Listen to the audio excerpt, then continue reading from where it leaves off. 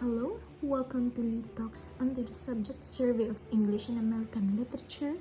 We have Pride and Prejudice by Jane Austen.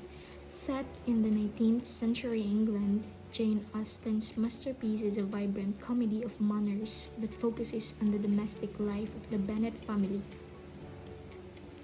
specifically the courtships of the five daughters.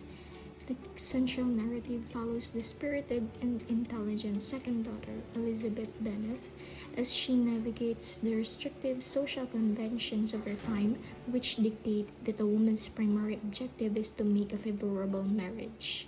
The plot is driven by the central conflict between Elizabeth and Darcy, who are hindered by the character flaws and initially misjudgments, ultimately concluding that a successful marriage must be founded on genuine love and mutual respect, not just social or economic gain.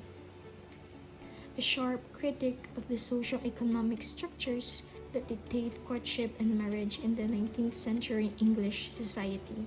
The pursuit of a suitable husband is framed not as a romantic ideal but as an economic imperative for the Bennet daughters, whose lack of inheritance makes marriage their only viable path to financial security, and class maintenance ultimately serves to reinforce and stabilize the existing class structures by consolidating wealth and status between the wealthy landed gentry, Bingley and Darcy, and the lower gentry.